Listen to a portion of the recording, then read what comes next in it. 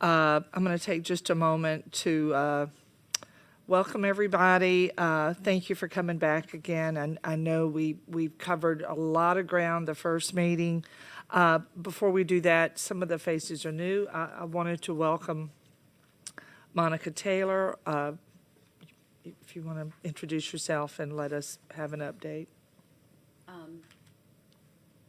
Monica Taylor from the Governor Jeff Landry's office. I am the director of the Office of Human Trafficking Prevention. Welcome, Monica. Happy to have you here. I want to thank you all for being here today. We covered a lot of ground last time, and I hope that we can continue the dialogue and look at the recommendations and share our thoughts before we decide how we want to move on. If you have cell phones, if you'd silence them. If the audience, our audience of one, wants to fill out a card in order to speak, please do so. We've got a couple of suggestions, and I think the intent of this task force was to address, as in the title, the lack of trafficking arrest. The recommendations touch on that, but I think that we are really open to suggestions. I don't know if anybody here today would like to add to it. So with that in mind, we're going to proceed, and if something is cooking in your mind, please share it, because this will be our last meeting and the last opportunity to put things into the record. Right now, I need a motion before I forget. Thank you, Madam Secretary. To approve the minutes of the last meeting, December 18th. I need a motion. I'll make a motion. Monica Taylor has made the motion to approve the minutes. Thank you. Second. We've got a second from, golly, I can't remember your last name, Miss Atkins. What we've got, oh, no objection, so ordered. I think what we've got is a discussion to be shared with the group on the recommendations that were made. I know you all were asked for recommendations. I was really hoping Judge Roberts would be here today, because she'd made a recommendation about a pilot program. I think it was in response to Lauren Lambert's comments about the MDT, so we were really looking forward to that. I'll have to follow up with her on that and see where that takes us. But we haven't been able to fully vet the recommendations, so I think the goal for today is submit it to the public record, let staff look at it, see where we can go from that into alleviating the concerns that really initiated this task force.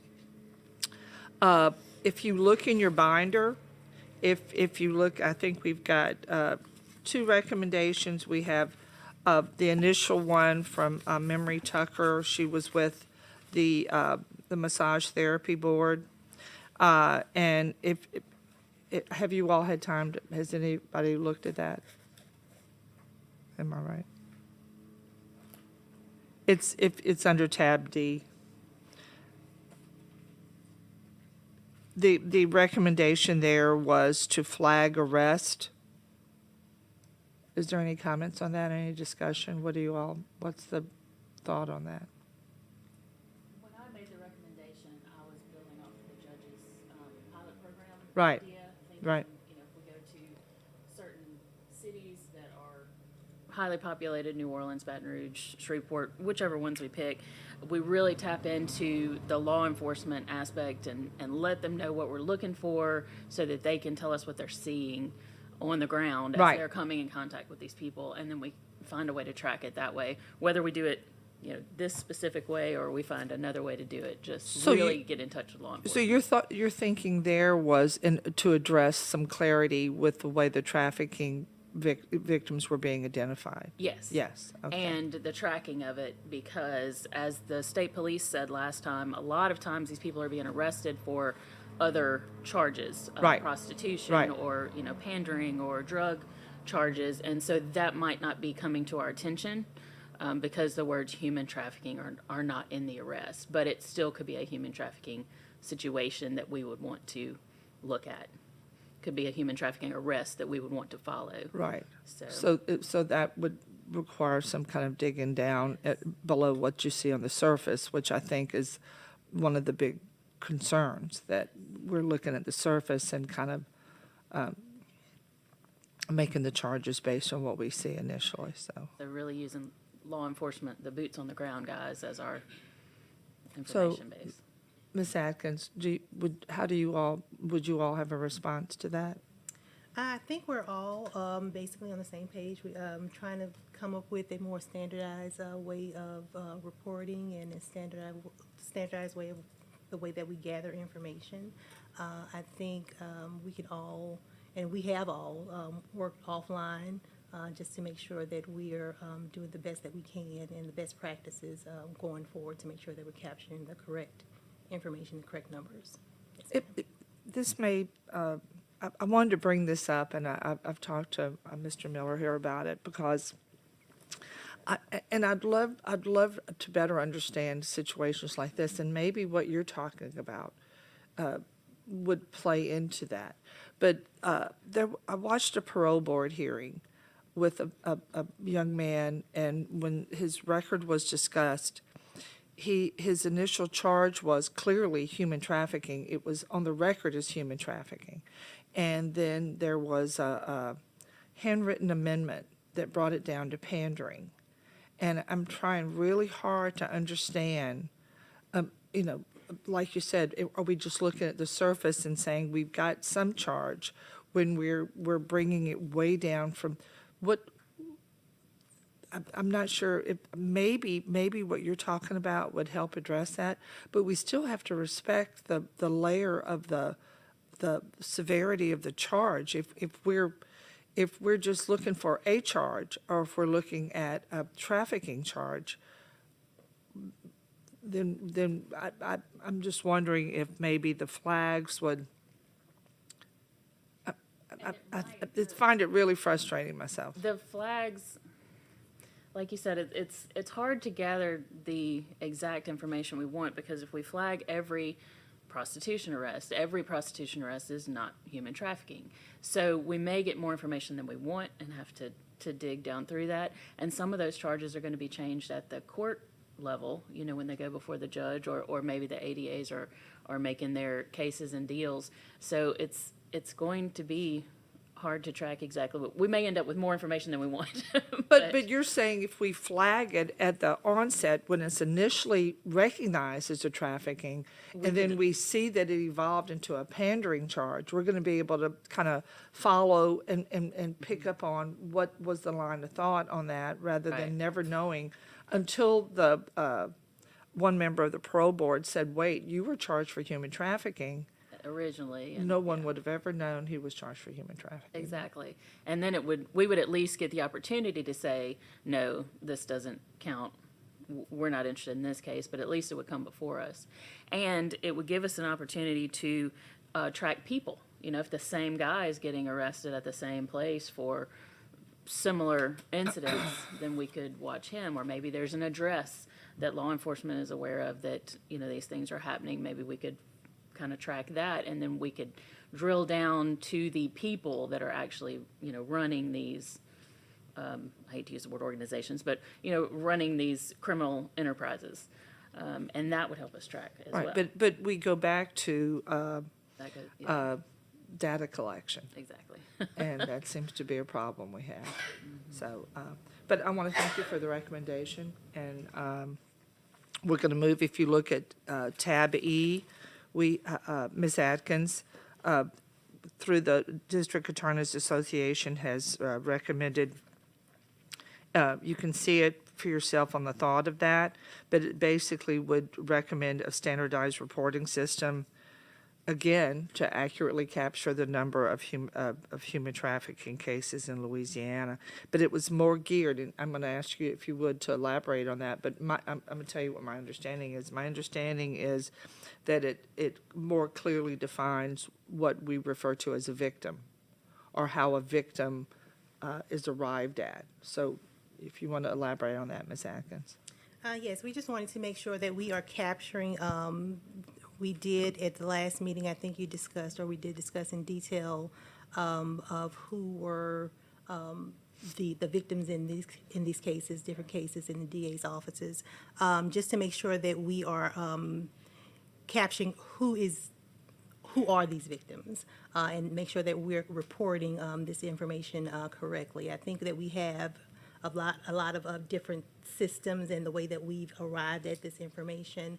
And just that if we can have like a more standardized reporting system, that would be tremendous. Just Yeah, to make sure because that I we're- think what we saw that day, Yes. or as I recall it, it Yes, feels ma'am. like years ago, but was that, what you call a victim and what other people call a victim may not have been arrived at in the same, Same way. with the same measurements. Yes, ma'am. So, and then when we heard from a victim, her thinking was different than, Totally than different. that. So I think, and who do you expect to determine that? Like, do you see who who would be this person who would, or what group or what department is going to, are you looking at a national definition that would match other I think states? probably a national definition, that way the state is on board with who? And I'm sure like Shared Hope or different people Yes, have ma'am. what they consider a A victim, victim, right? correct. And thank you for that. I think the whole point here is, as we look at the recommendation, and I'm going to follow up with Judge Roberts. Oh, do you have a recommendation? Yeah, yeah. Something. Oh, yeah. This is Mr. White. Go ahead. Yeah, Mr. Ben White with the LSA. So whenever y'all were talking about trying to get the information that y'all were needing for data collection, what is it that you are currently using, or is it like you're pulling for like keywords or certain charges? Like, how are y'all currently determining the arrest? Right now, I don't think anybody is tracking it at all. It does, some of the arrests will come through the Fusion Center if it says human trafficking, but it has to be that arrest. Other than that, I don't think the agencies are really communicating with each other. And so that's what we were looking for, is a way for the arrest to come before us statewide, or if we pick a pilot area. Because right now it's just not really being it is not being tracked, it's just kind of falling through the cracks. Okay, because, well, currently I would say that one of the easier ways is, because kind of like how you were saying, every person that's arrested for prostitution is not necessarily a trafficking case. But I could say that over 90% of individuals arrested for solicitation of prostitution by massage are traffic victims. So Right. that's keywords talking and about specific charges that you could look for to get data much easier to track victims. Now, in those cases, not necessarily every time is someone arrested for human trafficking, because we would have to find the individual that is actually trafficking the females that we would go in and charge with the solicitation of prostitution by massage. How many of those arrests or those charges that are filed, how many lead to prosecution, what is the sentencing, or have you? That would be a question for the district attorney's office. Right, I'm right. not 100% certain. Now, I know as far as in some parishes, mainly that is used as a charge just to get the individuals out of the situation that they're in, as far as the victims. Because if we would arrest them, book them in jail, they would have to get bonded out. Then at that point, whoever it was that is trafficking them would think at that time that they are at no longer use, because they are going to be wanted, they're going to have arrest warrants, so they would no longer want that individual at their establishment. So that's kind of our way of getting them freed from that situation, to where it doesn't make it look like it's something that they did or it's their fault, they just got caught, because the actual traffickers aren't going to want to call that much attention to where they have illegal activity going on. They're not going to want to put girls back in there that they know would be wanted for certain charges. So that's how we use it. Now, as far as once it goes going up the chain to try to find the actual individual who's trafficking them, me personally, I've only known of maybe 1 or 2 cases where we've actually found an individual that we could consider the person as the trafficker. You know, basically the guy that would go around and take all the money from these different places. Because majority of all these massage parlors, they're going to be ran, you know, north, south, east, west, across your main interstates and your bigger cities. You're not going to find them in smaller rural areas, but they're going to be packed in. You know, you'll find them here and there, 1 or 2, but for example, if you have a larger city that runs through I-10, you might find 10 to 15 of these massage parlors within a 10-mile radius versus going somewhere rural, you might find one within a 20-mile radius. Right. You know, I think our first meeting, you brought this up, and the group was kind of taken aback because we'd not heard that. But your recommendation at that meeting was that the local ordinances and that's where the change had to take place. So, yes, going after the actual, because none of these establishments that are being ran, they're all leased. None of them are owned by anybody. You know, they're not owned by the actual massage parlors themselves, you know, because they all have fake credentials. They don't have real tax ID numbers. There's nothing. So it's just a pop-up shop. But that was my recommendation, was attempting to go after the actual owners of these buildings by coming up with some kind of recommendation as far as something that we could push down to either, you know, at the state level or local parish ordinances, to where you could say, hey, look, we have made multiple arrests at this location, and you are leasing, we're now telling you, you are leasing to someone who is doing illegal activity at your establishment. You have 30 days to evict these individuals from this location, or we come up with some kind of charge that we could then, if they don't abide by our orders within those 30 days and they continue to allow that illegal activity to take place in their building that they own, then after a certain time period, we could penalize the actual owner of the building or the property. could I ask you, how often do you I don't want to say raid, but how often do you find that kind of a business going on, and then over a little bit of time, you see the same people running another business? Is that? I mean, is I that what you're could saying? get online right now and show you where there's 20 in Baton Rouge. But have right you now already that- arrested those one time? Not here in Baton Rouge, no, Okay. because since I've came over here, I'm no longer working with Vice or, you know, narcotics in that section. But I will say, like, when I did, they have some establishments that have been ran out of the same leased building for the last 3 to 4 years. That are in the same property, and all they're doing is bringing different girls in every couple of months. Because the girls are being arrested, but the actual trafficker, and that's the thing. This is my fear, and the whole point of the task force is that we just have more victims, but we never touch the trafficker. We're just allowing that trafficker to create more and more victims because we pick up the victims, we isolate them, whether we identify them with any standard as a victim or not, they're still being victimized in some way, but the trafficker just goes and gets a whole new crop. And I think a lot of the issue is, one, manpower when it comes to how many hours and personnel that it would take to actually have enough. One, I believe that there could be multiple arrests made for human trafficking. Like, as far as we could say that this individual is one person who is trafficking these females, but in order to do a diligent investigation to actually have enough evidence to give to the district attorney's office for them to be able to prosecute that case fully and it go through, that's hours and hours of legwork, because you're not going to get any cooperation from the victims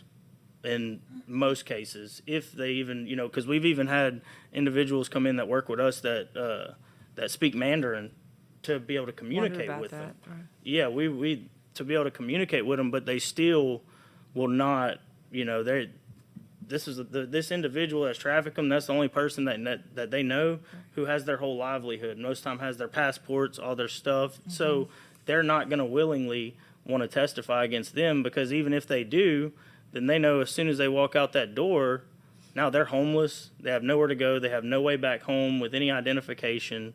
They don't have any type of funds, to be able to, even if they say we give them somewhere to stay for a couple weeks or a women's shelter of that sort, they still have nothing after that. So they're the last person that's going to go and be willing to testify and give you all this information.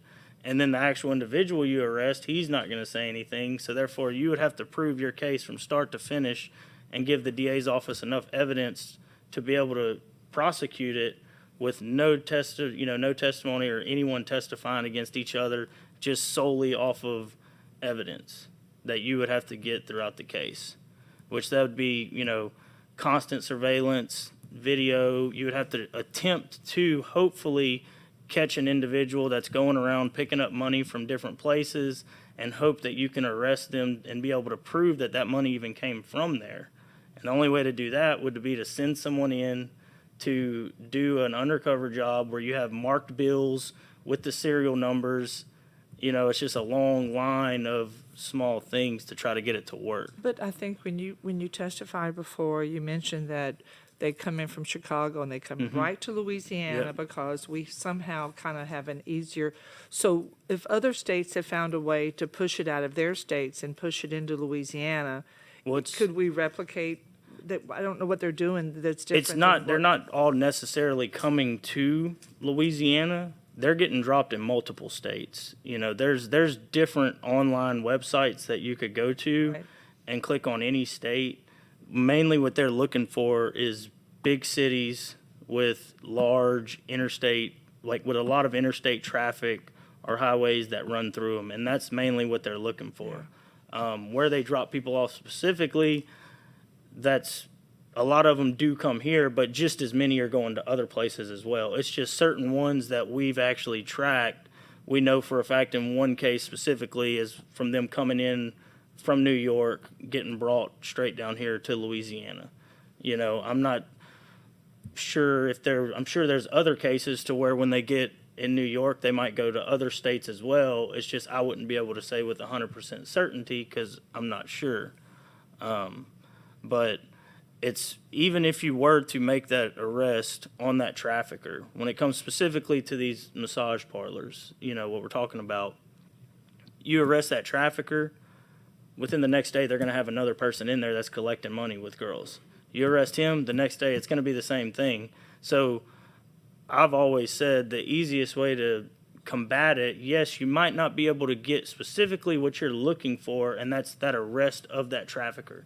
But in order to combat it to where you have less victims and you try to get it completely out of your state, you give them nowhere to operate. And if they don't have nowhere to operate, then they can't exist. Right. You don't give them a home, then they're not going to be here, and they can't move forward. That's why that's always been my thought process on it. Thank you. I think Ms. Taylor's got. A bunch. I have a bunch of things to say. So the first thing, on the massage therapy or the massage parlor stuff, so I think the first thing that we need to realize is that we have a law in place that says the massage therapy board must receive training. I don't know that they are receiving that training. I know when I was in the AG's office, y'all do? Okay. Because I did the training one time and then literally the next day everybody left. The board resigned and everybody quit. I thought it was me. I thought it was something I had said. I wasn't really sure. So that would be the first thing. The other thing is that we also, as somebody said something about, I'm looking at my notes here. Somebody said something about a definition of suspected human trafficking situations. So currently, we do have a definition for that. That is a nationally accepted definition that is used through OVC. And so it does help us pinpoint what is considered to be a suspected case of human trafficking.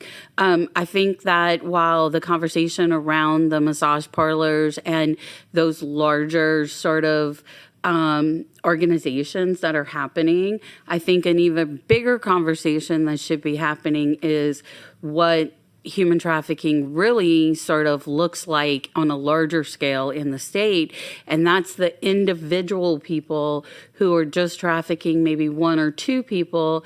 And it's either a familial trafficking or it is a what we call the boyfriend trafficking. Those are really the majority of things that we see. So when we're talking about trafficking, for tracking, we are doing some things, especially on the juvenile side, and need to expand that to the adult side on trafficking. We have a report that's going to be coming out in the next few weeks that is with DCFS, and we have a service that we use for data collection on that. The problem with that, and I don't want to say the problem, the caveat with that is that we do have some double reporting there. And so we are working on some things to try and mitigate that dual reporting. One of the ideas we've had has been pushed back on a little bit, but if we could find a way to move forward with it, we could eventually, phase in the arrest and the prosecution. So we could go with this model that's already in place into expanding it once we get rid of some of the duplications, is that we could have it where it does include arrest, and then so we would go from suspected to arrest to prosecution without adding an undue burden on law enforcement or prosecutors to have to enter in a ton of information into a new system. So I think that system is set up already. I don't necessarily think that it would be something that would need to be fixed legislatively. I think it's something that we could do policy-wise. It just may take us a couple of years to expand it out, because if we're going to do it right, it needs to be rolled out, piece by piece. And then the other thing is, I think that we need to be having bigger conversations to law enforcement, to DA's offices, and to judges about victimless prosecution. There's such a barrier when it comes to victimless prosecution. I've dealt with this for years in domestic violence. Chief knows this. We fought that battle in domestic violence for years and years. We fought it in sexual assault. Now we're fighting it in human trafficking. And the fact of the matter is that we do victimless prosecution every single day. It's called a homicide case. And you don't have a victim testifying in a homicide case. And so there's no reason why we can't do this. What it does take is it takes having someone, and it takes prosecutorial offices and judges to allow people to go into a courtroom and to educate both the jury and the judge on trauma-informed practices and trauma-informed situations with these victims. And until we can tackle that, we're going to continue to have this issue. Because if I understand the direction you're going, is that so much of why we don't have the arrest is that we're dependent on a victim having to go through this incredibly difficult process. Right. When we know the crime is there. Right. The crime is there. So right now, everything's at the mercy of the victim, Right. and we could shift it to where, because I noticed that someone used in one of the recommendations, victim-centric. Yes. That we're victim-centric. And I've never heard that term used before. But I think the intent of this group was to find a way to make it trafficker-centric, because we're great at counting victims, but we don't have any traffickers to Right. count. So to your point, we're just allowing the trafficker to continually just find new victims. But when you said that we already have a definition, the last meeting, you were here. I wasn't, but I weren't at the watched it. Yeah, right. But it was, there was confusion. Is it because one agency, like a health definition is different from a law enforcement definition? Or is there, and we're trying to unify the definition, or why is there such a confusion on that? So I think part of the confusion comes in with the fact that someone who is suspected, it's not necessarily going to be a case that you want it to go all the way through through prosecution. And I know all of us, our gut reaction, and this is what we mean by victim-centric, is that we want to make sure that we are focusing on getting that victim out of that situation and providing them with the services and the help that they need. Yes, we do want to prosecute people. Absolutely. We want to prosecute people who are preying upon victims. So when you have a situation like a boyfriend who is, has got 2 or 3 girlfriends and they are selling them, right? You have a stepfather who is selling his stepdaughter or his step-granddaughter. But what you also have to realize is there are situations out there where you have a mother who maybe she has 5 children, and all of those children were born through probably trafficking situations where she herself was trafficked. And she is now selling her oldest child because she doesn't know what else to do to put food on the table and a roof over her head. So now do we take those 5 kids and put them into the foster care system and prosecute the mother and put her in jail? Or are we more victim-centric and we do what we can and we use these NGOs that we've partnered with to make sure that we are helping not only the victim, but the person who was trafficking the victim, because that person has been a victim themselves and has been victimized. And so when we say victim-centric, that's what we're talking about and that's what we're looking at. We obviously want to put people in jail who are being predatory and who are running the massage parlors, who are running larger rings. I know you guys have heard previous testimony from people who have been victimized, and we work with some survivors who were part of larger rings. But we also need to focus a little bit and see about those cases where we're trying, when we say victim-centric, what we mean is providing services to help the victim not be victimized anymore and to also heal and to move forward and become a productive member of society and not carry that trauma with them into everything that they do. It has nothing to do with the fact that we do or don't want to prosecute the traffickers themselves. And so the victim-centric part is on the mental health side and being supportive of them, but there's no reason why you can't be victim-centric. And being victim-centric actually means that you do victimless prosecution, because not all victims need to be put in a courtroom to face their trafficker, because some of them, that is so triggering that you're going to send them down a path where they may be suicidal. All right, I appreciate that. And if you would, could you share the formal definition with the group? I think Do you that would know be that definition off the top of your head? Do you, Okay. if you want to come to the table. You can come to the If you table want to come to and the table and we'll- identify yourself. she'll fill out a white card after she speaks. And if you can give the definition. Yes, I will. Thank you. I do want to give some Introduce yourself. Hello, everyone. Can you hear me? I'm Mary Kate Andrew-Brown. I'm the Deputy Director with the Governor's Office of Human Trafficking Prevention. I do want to give some context before I give you the definition, because it does come from a service provider background. And so when we talk about suspected versus confirmed victims, our prosecutors, our law enforcement get a little heartburn, right? Because they're used to defining victimization based off our laws and our legislation.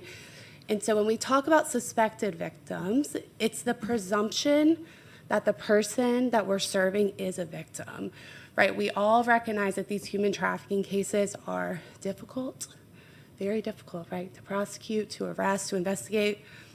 That's why we're all here today. And so historically, what our service providers have done is that at the point that they receive a victim, you're likely not going to have that victim outcry, or you're not going to have that law enforcement certification that this is a confirmed victim of human trafficking, right? And so we call them potential victims or suspected victims in order to ensure that our service providers are able to serve them. So it really goes back to our federal grant requirements and who can we serve and who can we not serve. So with that being said, I'm going to read you what our confirmed victim definition is and then our suspected victim. And as Monica said, we have spent extensive time researching what is a definition that encapsulates victimization. It can get kind of theoretical, but we've developed this with support from our DOJ Office of Victims of Crime and with their help. So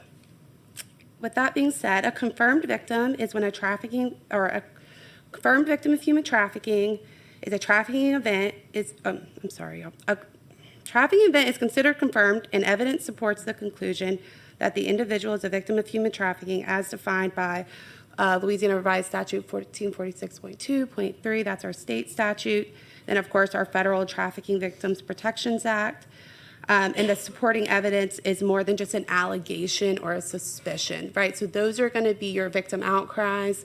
That's going to be your law enforcement and prosecutors designating this as a victim, or there was a successful case. And then a trafficking event is considered suspected when specific information regarding the individual and the surrounding circumstances creates a reasonable belief that the individual is a victim of human trafficking. The presence of one or more risk factors does not equate to a suspected trafficking case. So we like to designate the three categories as confirmed, suspected, and high risk, right? And at risk, someone who's at risk for trafficking we don't designate them as a suspected victim. So it's a higher likelihood that they are a victim of human trafficking, but it has not gone through the investigation or prosecution process, right? So I'm happy to answer questions. It gets a bit convoluted. Okay. I think maybe that was the confusion, because I know we got into the, if there is a tattoo. Yeah. So that would be more That's more at it risk. raised a higher question. Correct. Is that, so that wasn't like a confirmed victim? No, so you wouldn't call that even, or I wouldn't designate that as even a suspected victim if that's the only indicator that you have, right? It's a presumption that they are likely a victim. It just hasn't reached that threshold yet to call them confirmed. So maybe that needs to be part of the discussion with the defining of a victim, is that do we need to have does that person need to check several boxes in order to be considered a suspected? Yeah, and that's, There is a checklist, I'm sorry. Yeah. There is A checklist that DCFS uses for children. a screening. A screening tool, sorry, not a checklist, a screening tool that DCFS does use for children, but it could be used, a similar one. There is a similar one for adults as well. Yeah, I think that's what really brought the confusion in, is that, the difference when they have the intake of so the DCFS intake, the criteria they use is a totally different thing than. No, they also use They these use- categories. But are So they used is it the same? Everything matches from? confirmed? Yes, correct. Confirmed, suspected, and then at risk. So we've worked closely with DCFS, not only DCFS, but all of our statewide service providers to make sure that this definition is accepted. But the definition, the boxes that are checked in order to meet each definition is unified across the whole range of agencies that come in contact. The definition is unified. Now, the screening tool that DCFS That's uses what I is was wondering. internal to Okay. DCFS. And then other providers use different screening tools, like the CIA, the Commercial Sexual Exploitation Identification tool is very popular. And again, these are all just ways that we can identify a victim. It's just that initial identification of a victim. And that's really why we talk about it in these categories. Because I think it's really important that, because this becomes kind of a wedge between, oh no, you think there's this many, but there's really not, because there's some confusion. And we could just take that fuzziness out of the conversation and make it where we're all talking about the same thing. We all respect the way that person was defined as a victim rather than diminishing it because we don't trust the process that put that name on that person. Right. So I appreciate, thank you, Mary. And our data report, as Monica said, that's coming out, I mean, it's in its final stages of review. It does divide up these categories, confirmed and suspected. So you'll see it, that X amount of confirmed, X amount of suspected. And then it further breaks down confirmed and suspected by race, gender, and those other categories. Okay, thank you. Appreciate you sharing that. And I want to ask our new member here, Ms. Taylor, if you could, when you talk about, because we're still, the goal of the task force was arrest. And I think if we can overcome this hurdle that we're all saying what a victim is, and we have the same respect for how that name was arrived, and then we expect arrest for that victim that we now all acknowledge. Tell me, if you don't mind me putting you on the spot, the victimless prosecution, will that evolve? That, to me, you have the training of law enforcement to work to acknowledge a crime of trafficking, knowing that they can do so without a victim. So tell me, how is that going to be different than what we're seeing right now with the lack of arrest? So I think something that's important to talk about is that, in my previous job, I was at the Attorney General's office and did very similar work. And we have spent a lot of time in the last, I would say, 4 or 5 years, really educating the public, talking about human trafficking, educating law enforcement on human trafficking. And that's sort of where we have gotten up until this point. And so now I think it's time for us to take the next step forward. Like, we need to continue educating the public, continue educating law enforcement, but now we need to expand that. So we are educating prosecutors, we are educating judges. That's not something that we have been doing. And so I think that is a natural next step that we need to do. So that's number one. Number two is that we need to reframe the way that we think about this. We think, okay, there's a living live victim out there, so we need to get that person to testify, and we need to put that person on the stand.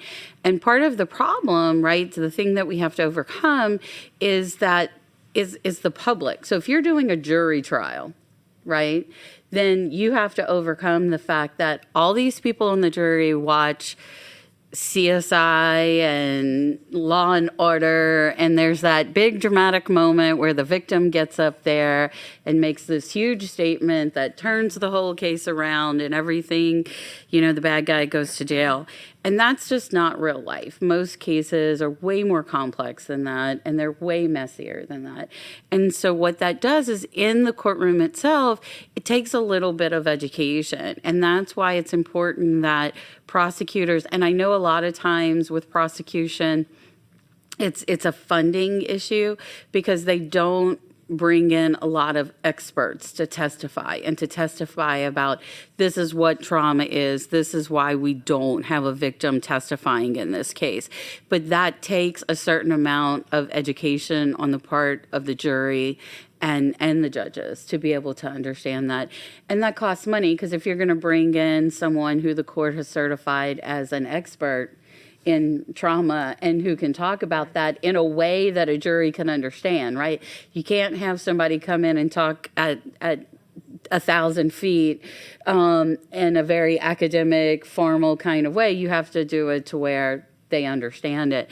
And so I think that's where some of the shift definitely needs to take place, and where we need to move forward. I don't know if that answered your question. Well, it did, because I was wondering just how to put it into application so that, at the end of the day, I just want to see traffickers Right.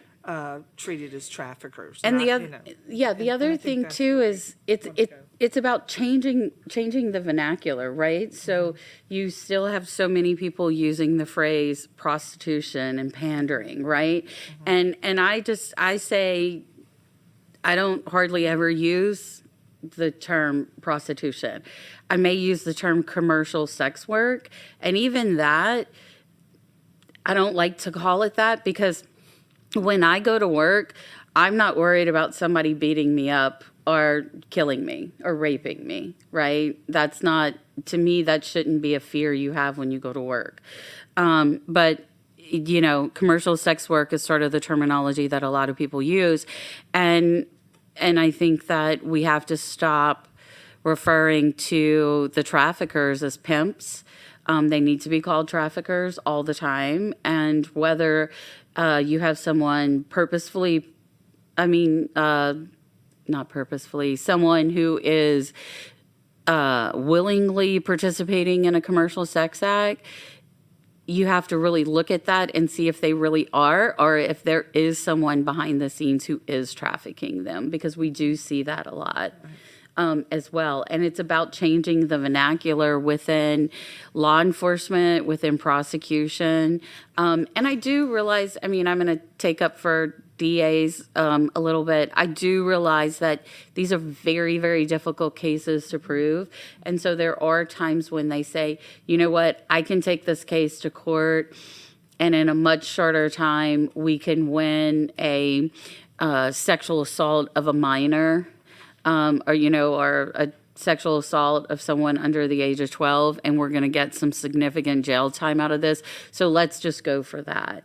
And then you end up with situations like you had with that parole board hearing, where they're thinking in the short term, and they're not thinking about, well, this person was trafficking someone, and if you're not charging them with that, even if you're not getting a conviction, if it wasn't included in the charges, then when they come up for parole or probation, that may not be evident that that's actually what they were doing. It wasn't just a one-time thing or a couple of time things where they assaulted a child.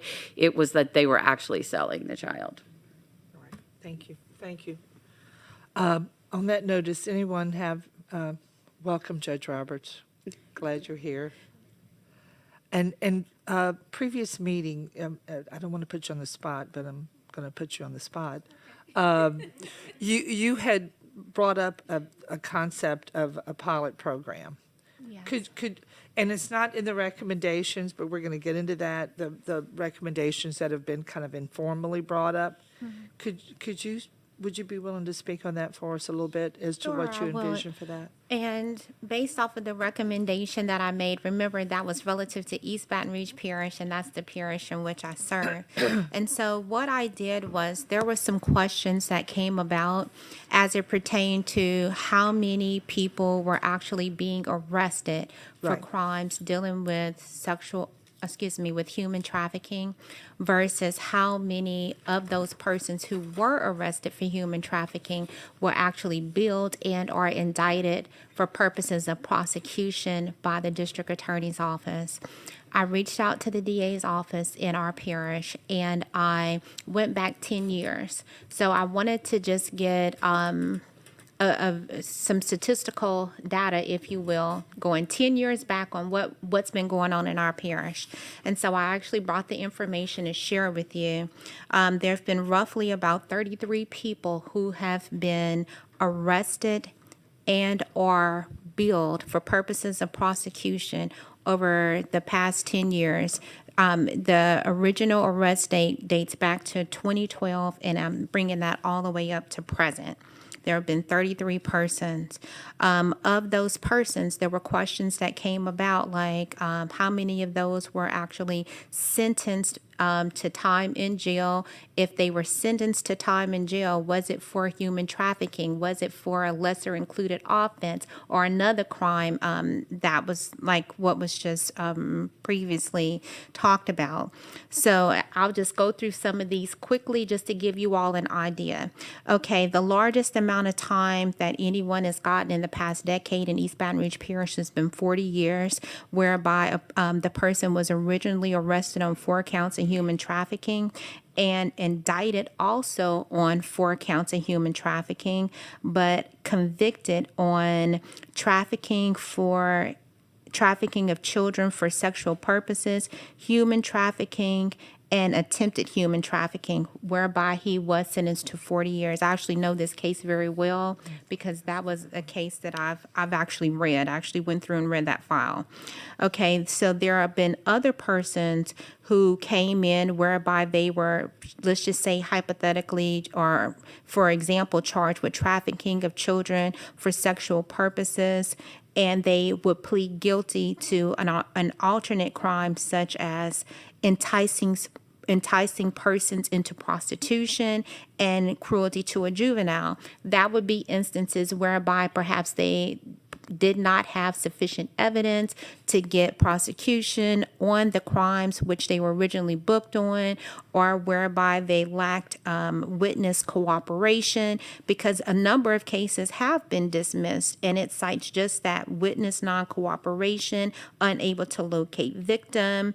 On some of them, there were motions to suppress that were granted. Some were transferred to federal court.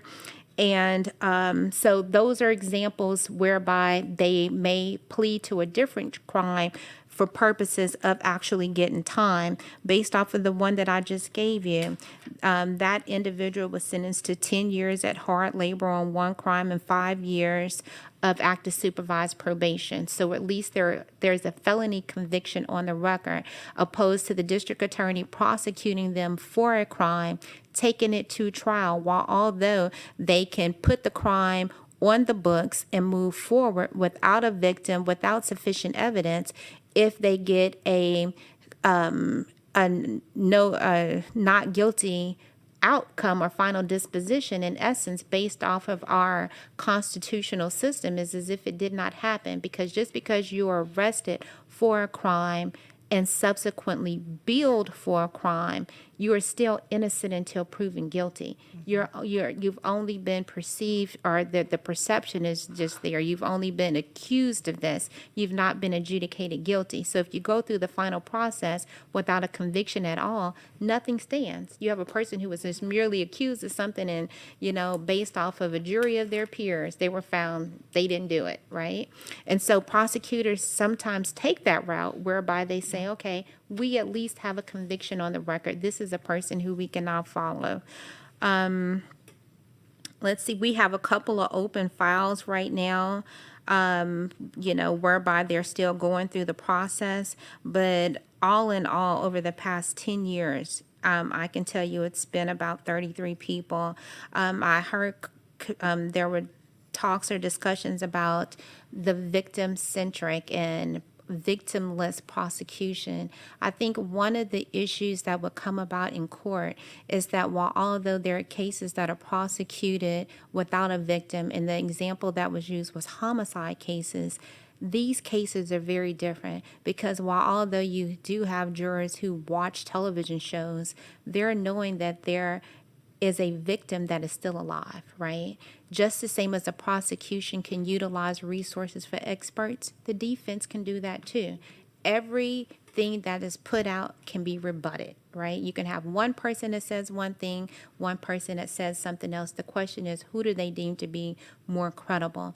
The difference with these type of cases, I sort of look at these and compare them to maybe like rape or domestic violence, right? Because you have victims who have been victimized, and then they have been traumatized, and they may not necessarily want to relive through that trauma, but they're still alive. And with those type persons, they often, with your rapes and your domestic violence, although they may not come forward at the beginning, oftentimes they do feel like they have been victimized or traumatized. But a lot of these victims are very different based off of their mindset. Most of these victims don't come forward. Most of these victims are identified as a result of police or law enforcement investigative measures or efforts. They're a part of a sting operation where they're looking for traffickers, and then the persons who are being trafficked are brought into the equation. And, people do have a presumption of innocence. District attorneys are persons who are, whether it be the Attorney General's office or the DA's office, they still have to overcome, or produce a certain amount of evidence in order to obtain a conviction. For every crime that is on the books, there are elements for every crime that they have to meet, and they have to prove it at the highest level, beyond a reasonable doubt. There is no greater burden of proof beyond that they have to prove. And it can become very difficult, which is why you see victim prosecution. And based off of my experience, of course, I've not been around forever, but I've been around law now for almost 20 years. And they often use it as leverage, from what I can see. And that's in many cases, even extending beyond human trafficking.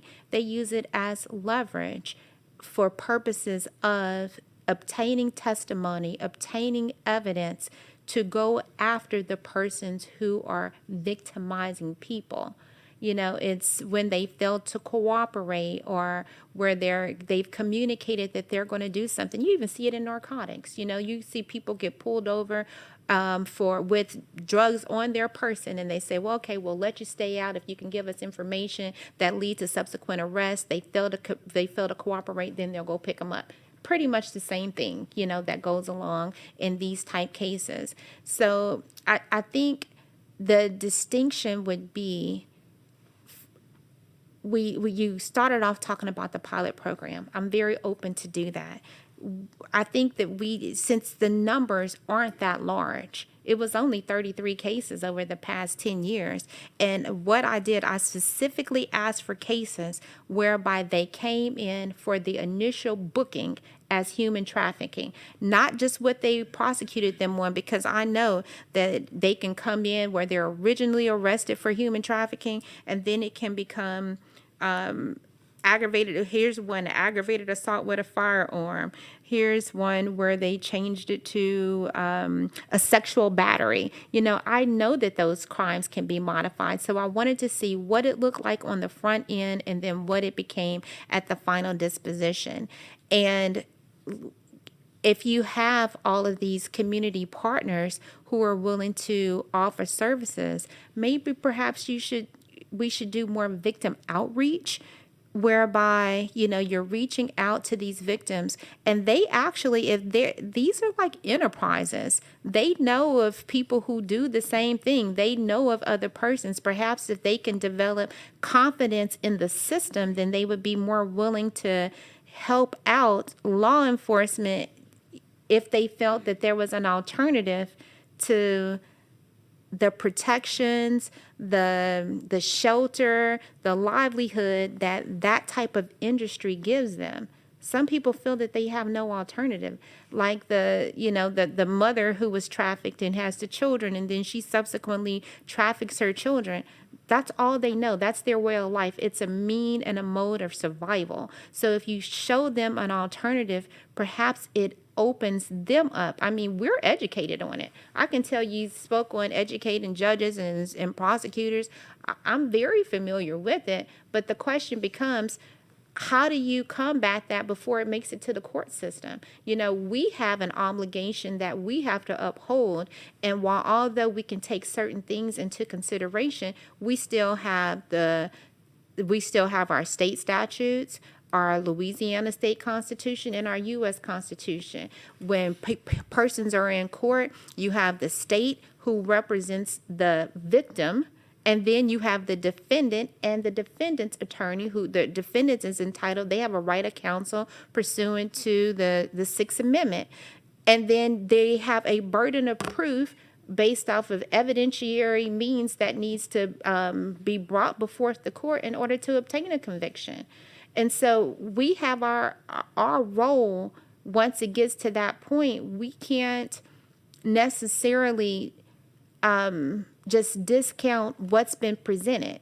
That's why lawyers get an opportunity to, present evidence in the court, whether it be via testimony, physical evidence, because they're making a record.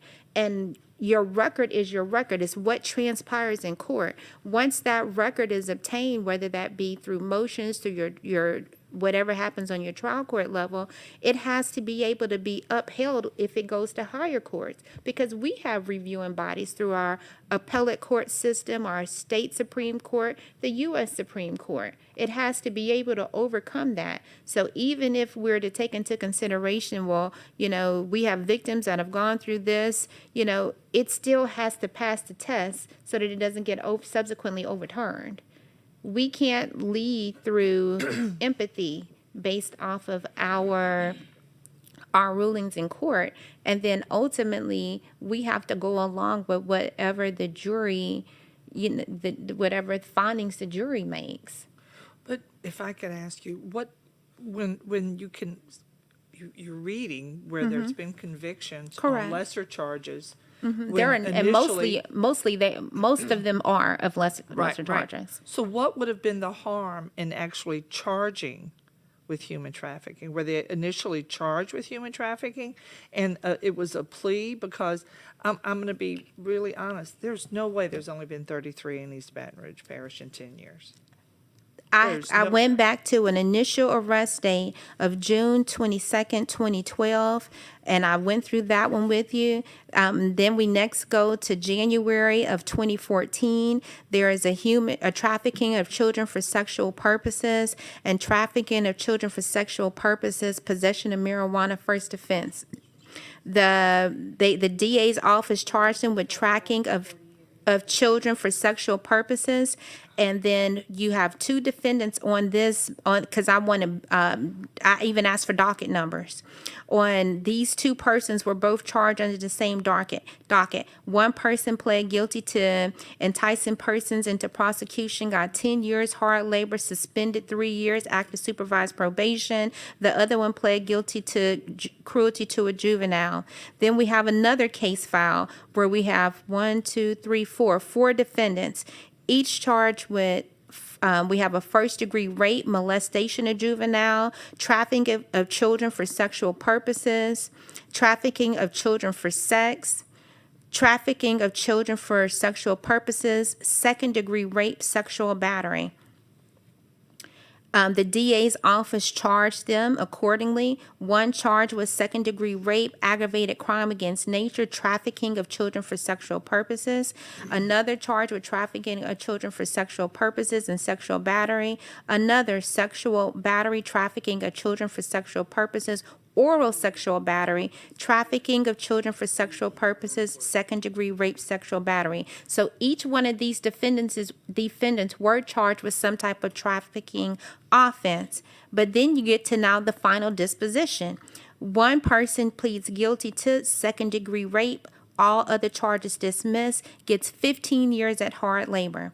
The second person charges dismiss, witness non-cooperation.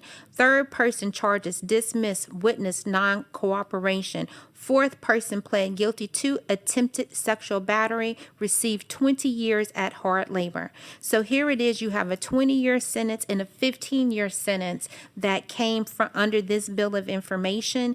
And I've not read this file, but I can only assume why. 9 times out of 10, those two persons were probably the ringleaders of the operation. They probably had less information or less evidence on the other two, whereby those charges were dismissed. They went for crimes whereby they had the strongest amount of evidence. If they had gone to trial, they would have been able to overcome that evidentiary burden and subsequently obtain a conviction. And so the persons ultimately pled guilty, where one received 20 years, the other 15 years, both at hard labor. Here's an example of another. These both are under the same bill of information. Came in under arrest for human trafficking, contributing to the delinquency of juveniles, pandering, carnal knowledge of a juvenile, possession of Schedule 4 narcotics, promoting prostitution. The other, human trafficking, contributing to the delinquency of juvenile, pandering, possession of drug paraphernalia, prostitution.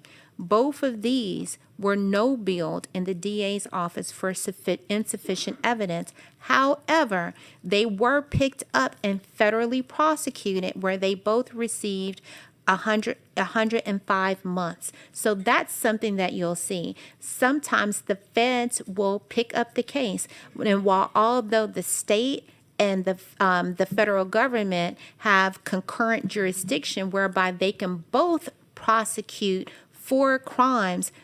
Oftentimes, the state will dismiss their charges and allow the federal government to prosecute. These persons were prosecuted through the federal court system, and they did obtain a conviction. Here's an example of another. They were arrested on charges of carnal knowledge of a juvenile and contributing to the delinquency of the juvenile. Under this docket number, the DA's office actually upgraded the charges whereby they billed them for trafficking of children for sexual purposes. They upgraded the charges. However, they were ultimately dismissed because they were unable to locate a victim. Here's another one, human trafficking, no bill. If they found it was a weak case, apparently didn't have enough evidence. Here's another one with human trafficking, weapons, possession of illegal stolen weapons. The DA's office did bill them on each one of those charges. This case was ultimately transferred to federal court, which resulted in a dismissal on the state level. However, in federal court, their motion to suppress was granted. So ultimately, they still beat the system because the federal court granted the motion to suppress. Here's another one, attempted trafficking of children for sexual purposes, attempted carnal knowledge of juvenile, solicitation of prostitution. This is on the arrest, and it was subsequently no billed as insufficient evidence in a weak case. Another trafficking of children for sexual purposes. There are two defendants under that arrest. They both were billed by the DA's office for trafficking of children for sexual purposes. Under one file, it was dismissed as unable to locate the victim. Under the other file, there was a bench warrant issued, which means that that defendant did not show up to court and was not able to be located. So there's been an outstanding bench warrant on that individual for some years now. Looks like about 3.5 years. Another arrest, trafficking of children for sexual purposes, carnal knowledge of a juvenile.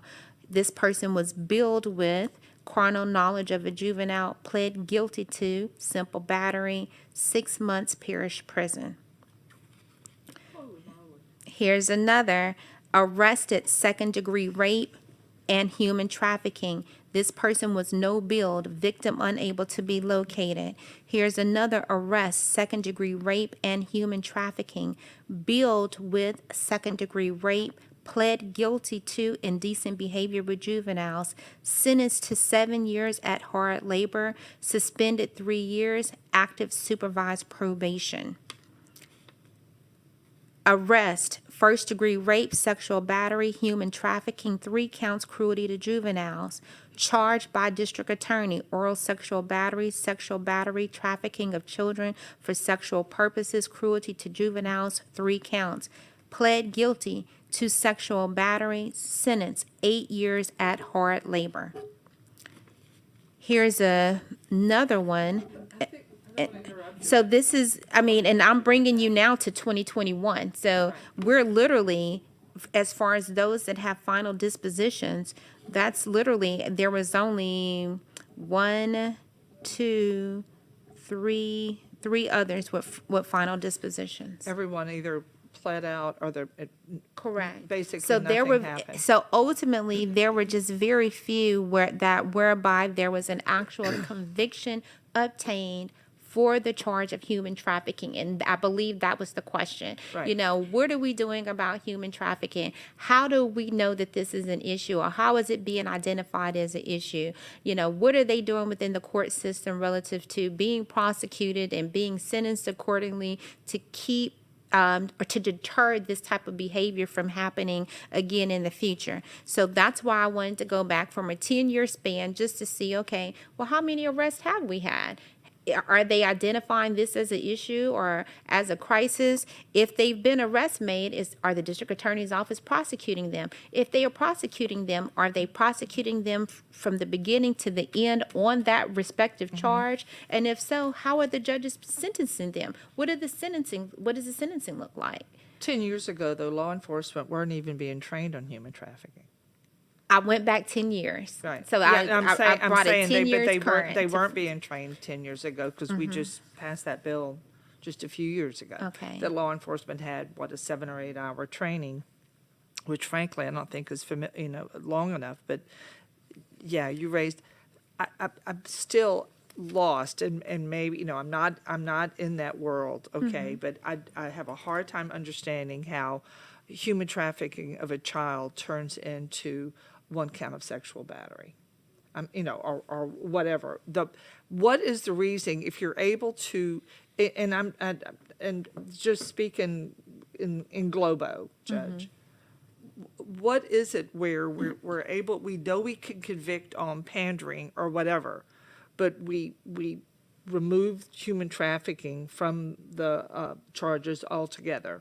So I'm gonna just give you, I can't speak specifically about this respective case, and I will No, I make don't mean that one. I mean no, I'm in just globo. saying, I'll just Right. make this disclaimer. I don't know anything about the cases that I've referenced, but I can give you some examples whereby something like that may occur.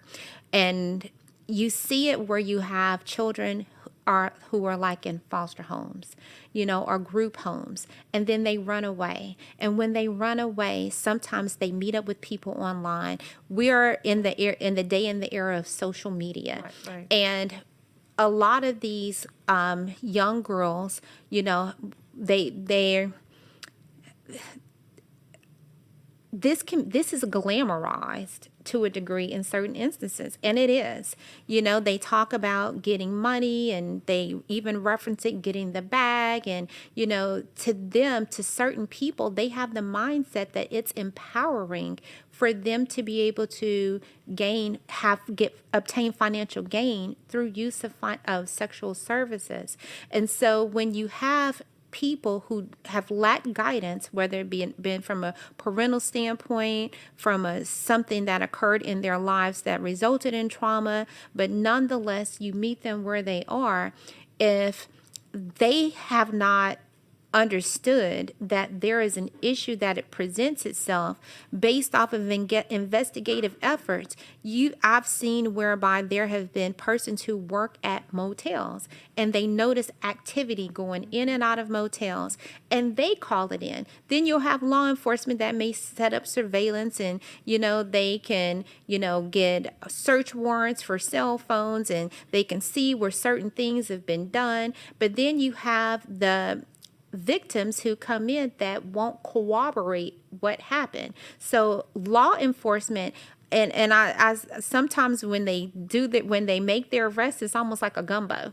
They will throw out the kitchen sink for every single charge that they think that they can find. But then the question becomes for the district attorney's office or the prosecutorial agency whether or not they have sufficient evidence that would be that would overcome that evidentiary threshold of beyond a reasonable doubt to obtain a conviction in court. So although they may charge them with the crime, because they still get an opportunity to investigate at that point. They send their investigators out. They want to see if maybe they can obtain camera footage from a motel, or maybe they can reach out to the victim. Maybe the victim has had counseling. They try to do all that they can do to prove their case, and then if the DA's office ultimately or the prosecutorial agency does not have enough evidence, then at that point now they go into negotiations with the defense trying to see, we want to obtain some type of conviction, what crime could we get a conviction on? And then ultimately, that's how it ends up being, it started off as trafficking of children for sexual purposes, because although this may be a 16-year-old, it's still a child for all purposes. And then, in carnal knowledge of a juvenile, because sometimes these persons, have sexual intercourse with them too. But then you can have the juvenile that's coming in and is thinking, okay, this is my boyfriend, this person loves me, or, I like what I'm doing, I'm okay with it. You're the one who has a problem with it. I don't have a problem with it. And then they don't want to come forward, or they don't want to cooperate, or they refute, what is believed to be going on, or what is suspected to be going on. And if you don't have the evidence, what do you present to obtain a conviction? What do you present? To the person on the outside, we can look at this and perhaps say, okay, yes, if we have 1 + 1 + 1 + 1, it equals 4. But that's not the threshold in court. To a person who's on the outside looking in, you can probably look at all of the factors and conclude that, it's highly probable that this is the activity that's going on. But the question becomes not one of probability, but can you prove this beyond a reasonable doubt? If that makes any sense.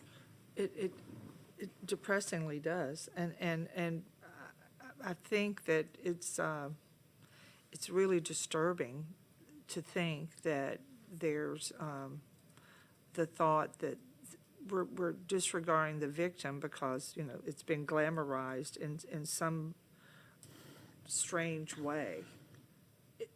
It's illegal.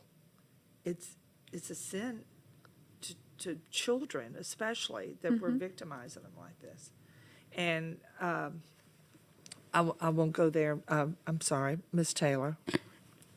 So just to kind of speak to some of the numbers and some of the things that the judge said. So here's where you're always going to have a huge drop off. So one of the things that the judge did say, which I think is important for us all to remember, and a lot of times these are not victims who even know that they are being victimized in so many cases. And so you're always going to have a huge drop off from our numbers on suspected or confirmed members, because we put those numbers, suspected and confirmed, together.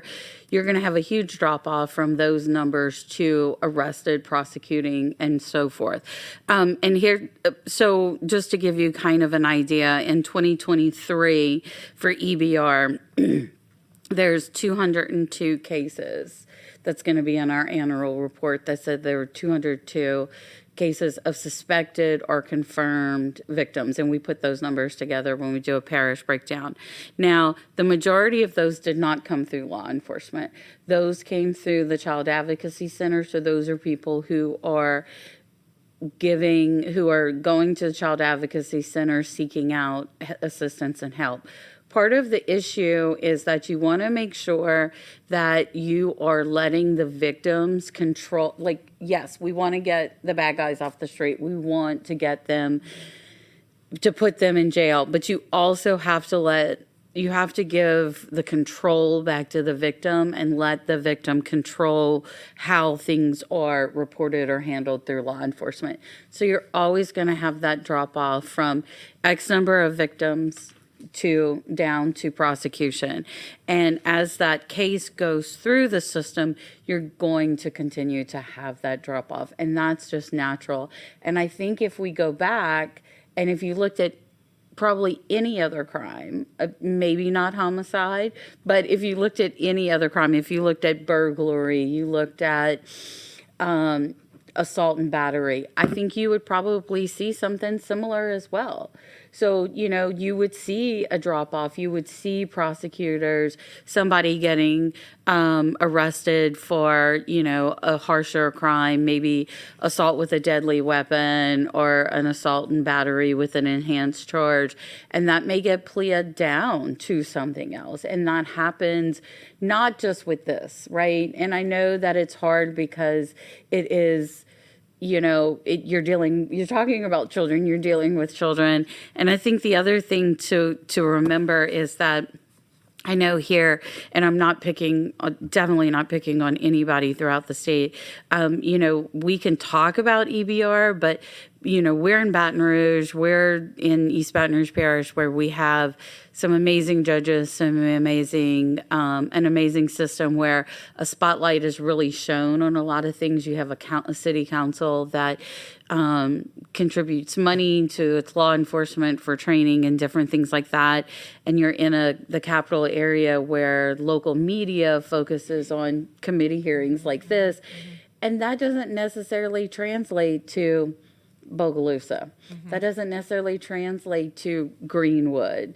And so we have to remember these smaller jurisdictions, they don't necessarily have all of the resources and the media attention, and they're still having these cases there too, and they don't know what to do with them or identify with them. And especially when you're talking about, not to throw a bad thing out, because I know you don't hate when I do that, but we've done a really good job in the state with providing services to child victims, right? And now our next step is to start focusing on adult victims. Our rape crisis centers have really stepped in and are trying to provide those services, but we don't have rape crisis centers in every single state to provide those services to adult victims. And so those are some of the things that we need to do. So I think it definitely has to be looked at on a twofold thing. And I know that the REST-E task force is so important because we want to make sure that we are charging criminals with those charges, one, so that we can get them off the street so that they don't just move on to a different victim, but also, two, so that we are adding those funds into that child exploitation fund so that we do have the funding. We do have some additional funding to provide these services to victims and to do education and outreach on this. But at some point we do have to look at, one of the most important things is that our victims are getting out and they are getting services, and that we are doing prevention work so that it's not just about putting the perpetrators in jail. It is about that, but it's also about making their jobs more difficult, the ones that we can't get to and put in jail, but making their jobs more difficult so that they have a harder time recruiting. They're recruiting people, whether it's young girls or young boys, to be trafficked. I have a question. There we go. Ms. Taylor, I just want to make sure I'm clear on this. You said that there are greater than 200. What was the number? 200? 202 suspected cases. Suspected or confirmed in EBR. Okay, and that was reported through what agency? It will be reported it'll be the 2023 numbers, and it's through my office, the Governor's Office on Human Trafficking Prevention. That's our report that's coming out in a few weeks. And you all obtained that data from where? So that data comes from a couple of different places. That data will have some duplications in it, but we feel like for EBR, the majority of that data, that 202 number, has come from the child advocacy centers. Okay, that's in the what state. I thought. Yeah. I just wanted to make sure I was clear on that. But it does come from child advocacy centers, different service providers, and through the DCFS hotline. That particular number is, that 202 for EBR is mostly through the CAC center. So my question is, based off of I can't do two. I can't do two at a time. based off of what I'm hearing, like this data came about from different agencies that provide services, whether for children, correct? Yes. Why was this not reported to law enforcement? What? I was about to ask the Because these should be mandatory reporters. I'm hearing that there are services being rendered whereby there are children that are a part of the equation. And so if there are children that are a part of the equation, it would appear that there is some type of mandatory reporting system, number one. And then number two, if these are dealing with children, who are you empowering if you're giving, if you're not wanting to take the I guess I don't want to misquote what you said. No, that's You okay. don't want to take the power away from them by pushing them in that direction. These are dealing with children. Yes, no, So and I'm- we're gonna, Mary Kate can address Okay. that. She is the deputy director in our office, and she deals with the data way more than I do. So, Mary Kate, wait, you're not on. You can, thank you. Yeah, if you want to Introduce yourself again. introduce yourself and illuminate us on this. Yes. You're on, wait, you were on, you just turned it off. I'm sorry about that. There Okay. you go, there you go. Okay, yes, I'm happy to address this. So, Mary Kate Entrepont, again, with the Office of Human Trafficking Prevention. So, starting in 2023, so January 1st of this year, Act 662 was implemented. This was a bill that was passed in 2022 through the legislature that amended our mandatory reporting law to require that every allegation of juvenile sex trafficking, which, as you know, constitutes most of the data that most of the victims that we have in our state, has to be reported to the DCFS Child Abuse and Neglect Hotline. So of that 202, and I just want to remind you, this is unreleased data, but it is finalized, and we will be reporting it next week, but it's not yet publicly available. Of the 202, I believe it was 189 were minor victims. Every single one of those minor victims should have been reported to the DCF hotline as a mandatory report, or in fact, our CAC, the one here in Baton Rouge, for instance, they received that case directly from DCFS. So the protocol that's in place is where DCFS receives an allegation of child sex trafficking.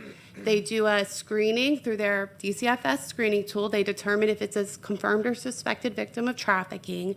They then make a referral to state police and to Care Coordination Services. That is our statewide human trafficking services for minor victims that we have across the state. So that means every child that goes through the mandatory report, that gets a mandatory report, is going to services, and it is being reported to law enforcement. Yes, happy to.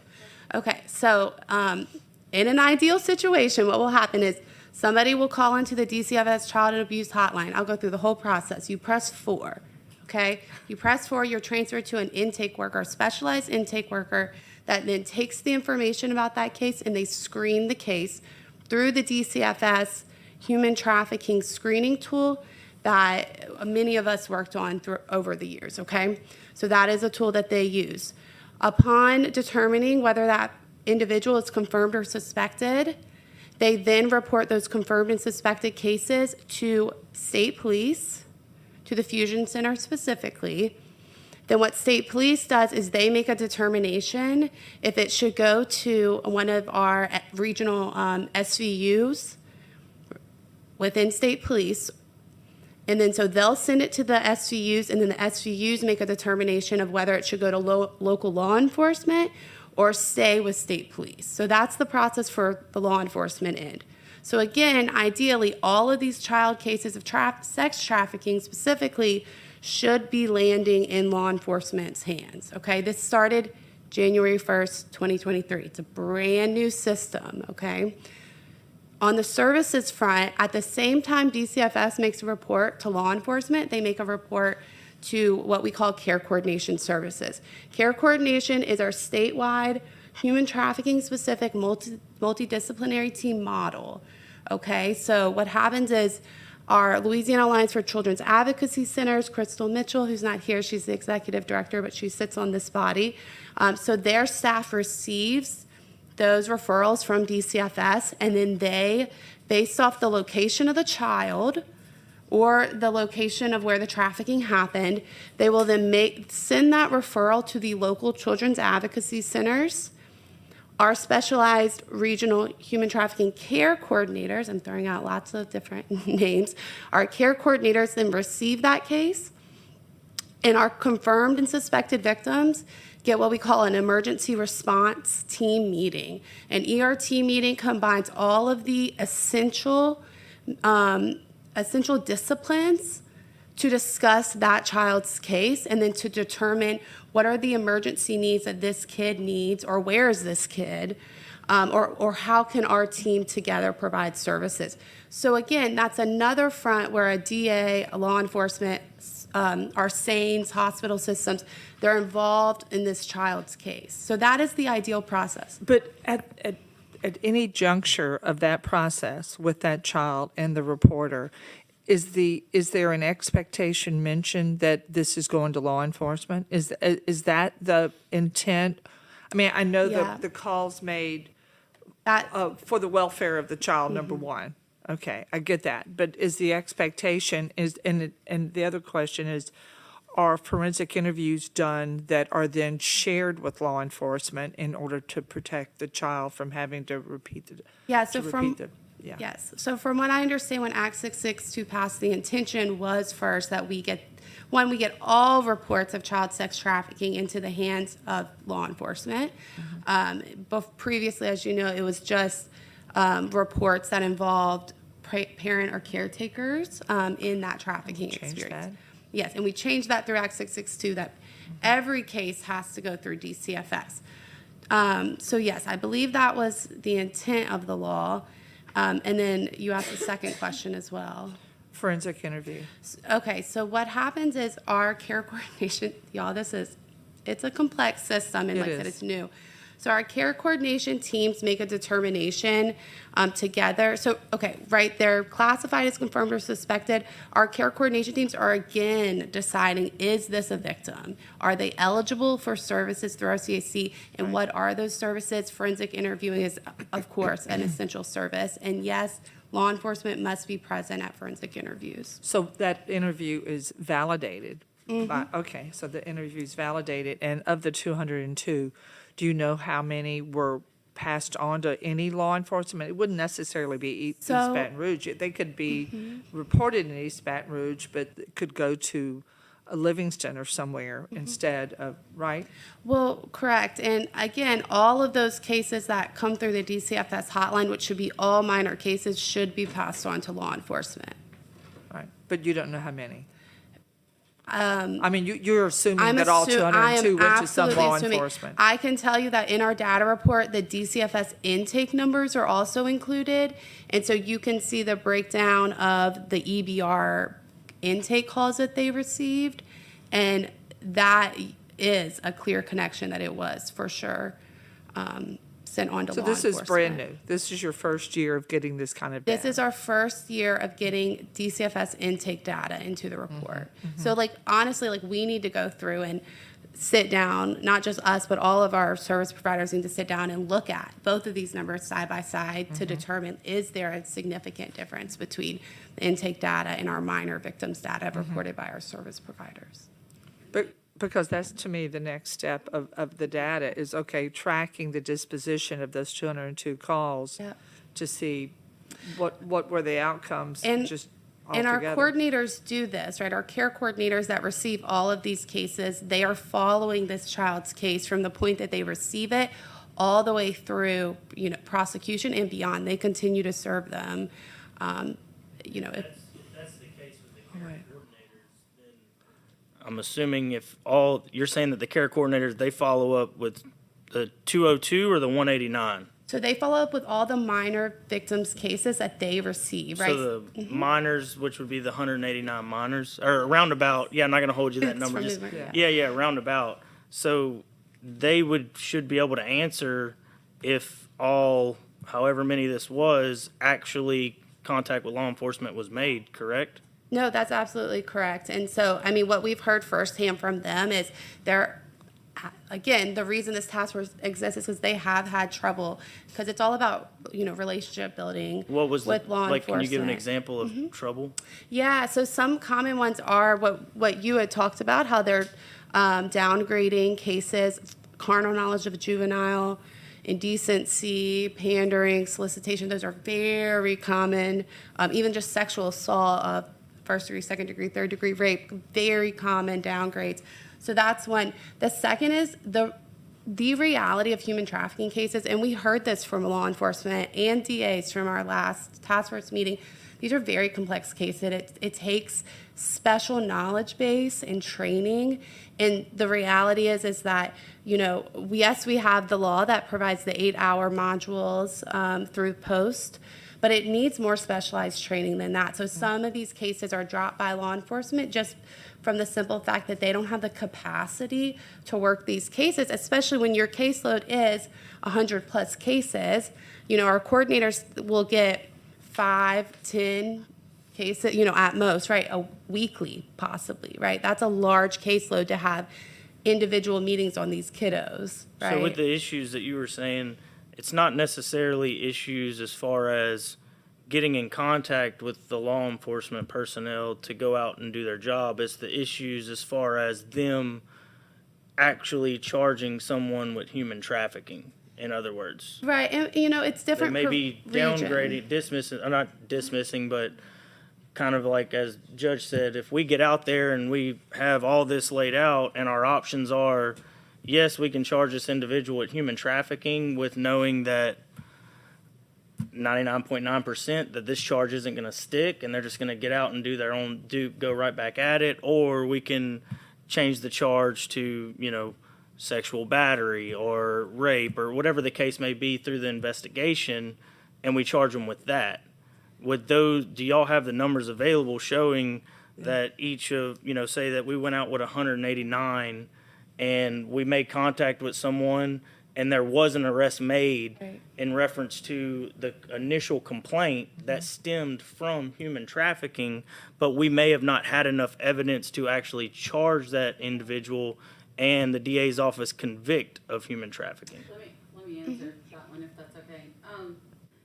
So, and you can correct me if I say anything that's, so let's look, if you take that 189, right, that was minors. So all of that was reported. You have to realize that we have 1 or 2 care coordinators here. We have 2 care coordinators in the East East Baton Baton Rouge Rouge. region, so they Okay. cover multiple. So they cover, but that's for EBR. So we have the one care coordinator here. That person has been on staff for a short period of time, right? Because this is new. And so they are creating this multidisciplinary team. That takes time. That takes relationship building so that you have that flow of information and you have that trust between law enforcement, the DA's offices, the care coordinator, the forensic interviewer, right? So we're in the process of building that. We are also in the process of, so we have collected this first batch of information. This is sort of our first year collecting this particular information. We've collected this first batch of information and we're saying, okay, that's great information, but here are some questions we have. We need to know what are duplicates, what are not, other things like that. But then we also need to start building out and adding to it in the fact that collecting some more of this data that you are asking for. Now, my care coordinator, I could bring, not mine, that we work with, the care coordinators that we work with that work for the child advocacy centers, you could bring all 17 of them in here one at a time and they could explain their caseload and tell you where every single case is. But we have to figure out how to capture that data and to put it into something that's meaningful. And that's where we are right now, right? So we've just got them out there doing the work. They can individually and anecdotally tell you that information right now. But now what our office is working on is how we capture that data as a whole for the whole entire state and put it in a meaningful thing that we can present to this committee and to the legislature. And that's right. I just want to add to that. And I mean, a big barrier, and it's probably rightfully so, is that we are reporting on victims of human trafficking. Certain confidentiality standards must be upheld, right, to ensure their safety. And so, one reason why we can't deduplicate is because it's non-identifying data that we're collecting. Yeah, and that's where I was kind of concerned because, we work hand in hand. So I know whenever you say that there was 30 some odd cases in the last 10 years, that's 100% believable as far as when it comes to actually charging and going through the court system. And so whenever you came out and you're like, well, there's 202 cases this year, I was like, what in the world? You literally just dropped a bomb on top of all law enforcement and judges. Like, not saying you were out saying like we weren't doing our job or anything like that, but whenever you said that data, I'm like, there's has to be something, because there's no way that there was 200 plus cases just in East Baton Rouge alone that law enforcement or the DA's office did not touch in any way, shape, or form, And I will were unnotified Right. about it. I will tell you this too. You're talking about 189. You're talking about 189 minor victims. That does not mean 189 traffickers.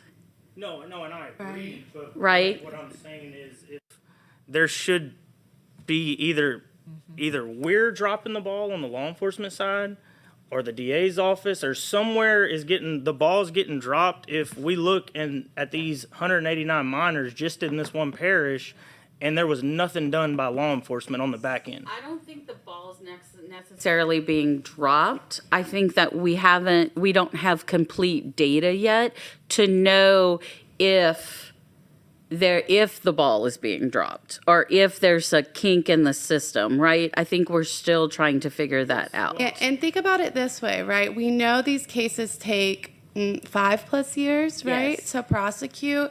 We just started this new system this year, right? January, this coordinated system of referrals and care for minor victims of trafficking. Last year. There's going to be a significant, I'm sorry, in 2023, a significant lag, right? And when we start seeing these prosecutions, and I think that's to be expected. Yes, and Yeah. I'm not necessarily saying that.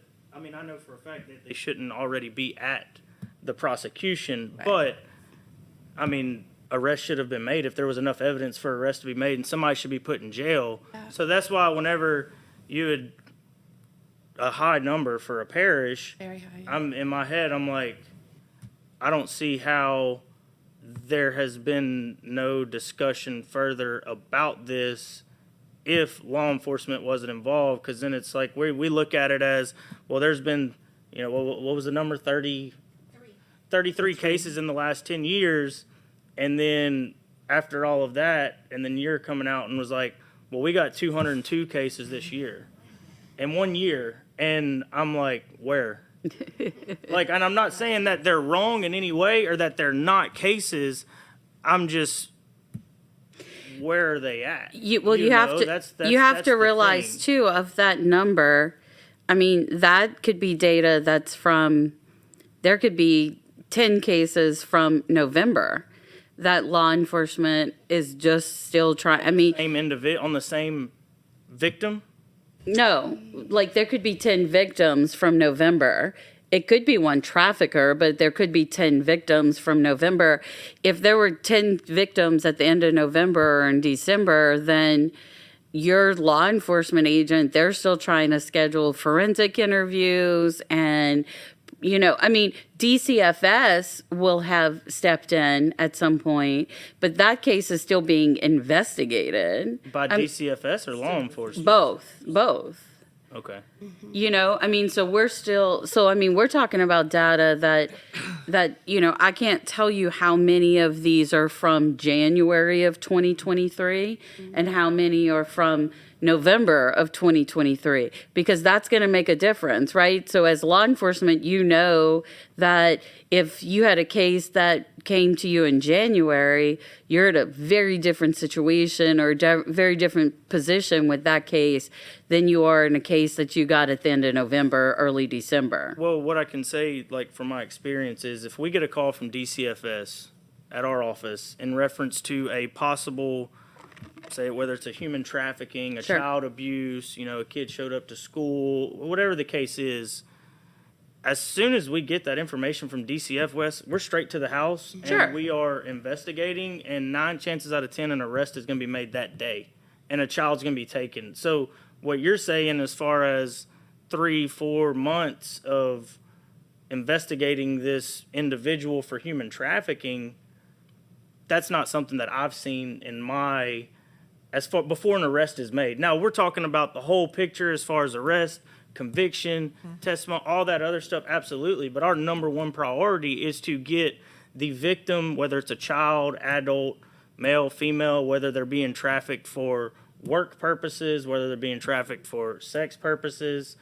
Our main job is to get them out of that situation right then and there. As soon as we're notified of the issue, we definitely would not be leaving someone in there if for a long period of time while we're trying to obtain enough evidence Right.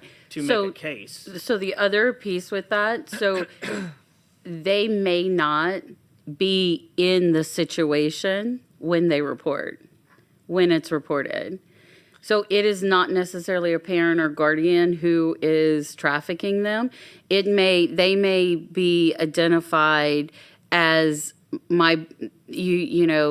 it may be identified as my boyfriend trafficked me, but I'm not in that situation anymore, and he's not, I got away from him, my parents got me away from him, he's not trafficking me anymore. I ran away and I was trafficked. I ran away from home and I was trafficked, and now I'm back home and I'm calling in, or someone's calling in to say that I was a victim of human trafficking. So that's going to be a case where your law enforcement, I would think, I'll be I'm honest, not we a would cop, be making but an arrest right there on the spot. that's not going to be the case in, Chief, I don't know, Can back you- me. Yeah. I don't think that's the case in every single part of the state.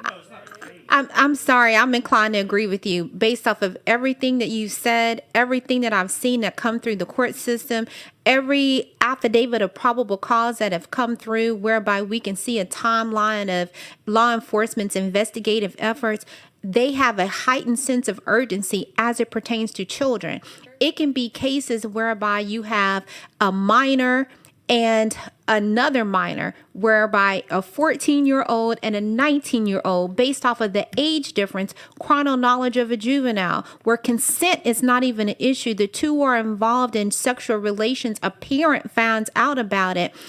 And remember, consent is not an issue, but nonetheless a minor. No trafficking issues, none of that. Law enforcement, they respond immediately and they make arrests for carnal knowledge of a juvenile. And that we're not even talking about trafficking. So now you have people or children who have been identified through our respective state agencies who are mandatory reporters for law enforcement. And I'm being told, post identification of these issues, that now it has to go through multiple different channels to be reported, to be investigated, to be classified, to be identified, and that there is a lag time for months where even if the children are not in present, a sense of present danger or harm, that there are no arrests being made, that law enforcement is out investigating for 4 months or 5 months and 5 years in the court system. That's not really how it works from our perspective, from our side. Once those complaints are made, I am seeing where they are following up on those complaints. That's their job. They want to do their job. They want. I've just not seen it. I have not seen that at all. I've not seen where the cases that have come in and you have prosecutors who have cases whereby they can prove their cases where they just don't want to prove them. You know, if anything that you even hear in the news media, you hear of overzealous prosecution, not underzealous, you know, where they just don't want to prosecute or fail to prosecute. They want to obtain convictions, especially if the evidence is there. So I would actually want to see the screening tool, because I'm going to go back now to the screening tool. If we have only had 33 cases in a 10-year time span, and in 1 year we have 202, of that 202, 189 have identified as children, which means those 189 had to be reported. And now of that 189, they have to be classified as suspected or confirmed. How many of that 189 were confirmed? Were the entire 189 reported? And if so, what is the status of that 189? Because now we're talking about children, just to look at the children alone. But this is exactly why we're here. I've been hearing hundreds of cases and victims every year. It's what your frustration is exactly where we are. Because it but would there come is a from the forensic tool. interview, and my question is, what happens when it goes from the call to the fusion center? That's where it moves, right? Right. So what is the fusion center doing to move it? Or Yeah, not- and I'm of course not from the Fusion Center, so I only want to speak from my experience with them, and I wish they were here, right, to testify. But from what I understand is they take the call, they do an initial assessment of some sorts. They send it to one of the 3 special victim units across the state with state police. And then those officers, which there aren't many of them, right? I think there's something like 8 or 9. So they cannot possibly work all of this influx of cases, right? So then what they do is they make a determination whether to keep that case to investigate it or to refer it down to their local law enforcement contacts. If it was referred down to local law enforcement, there's still an investigative agency and where there are prosecutors within that respective, whether it be on the state level or on the local level, they still have prosecutors. I think my bigger question is, if this number is that high, based off of the screening tools, what specific questions or criteria are you utilizing as to where an individual case is categorized or identified as suspected or confirmed? Because there has to be something within that screening tool whereby you flag it. And then if it's being flagged, is it just based off of what?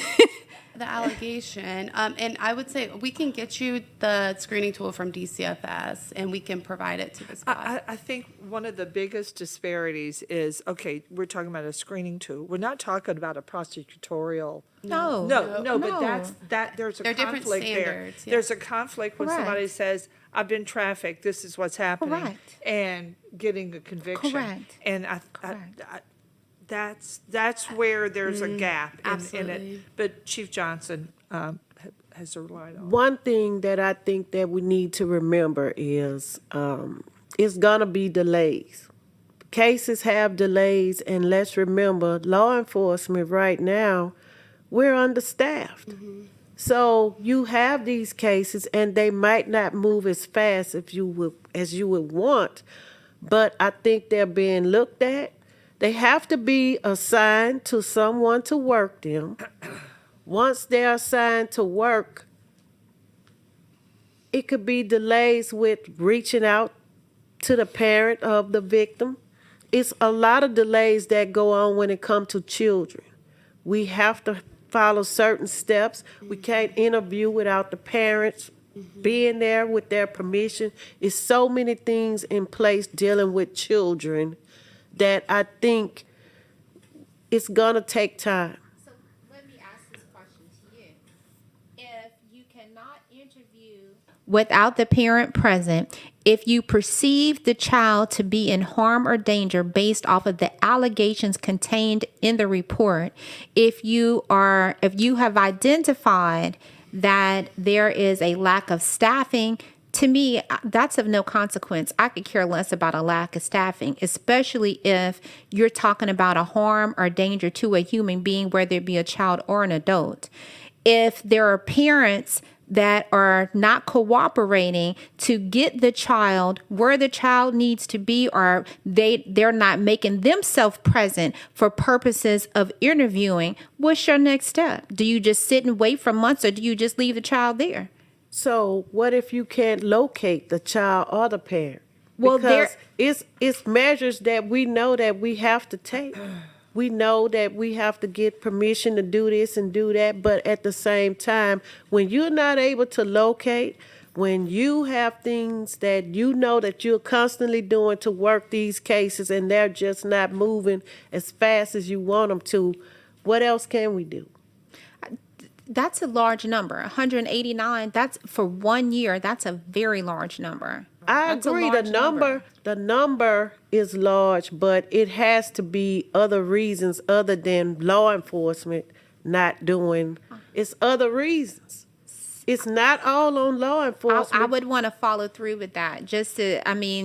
I think we need to put that on the agenda. We need to figure out what's going on, what criteria is being utilized to identify these cases as suspected or confirmed based off of the confirmed, if they're followed up to, referred to law enforcement, to what agency in law enforcement. I know it starts with state police. If it goes from state police, did they send it to the local law enforcement? And if so, how long did it take for it to go from one agency to the other?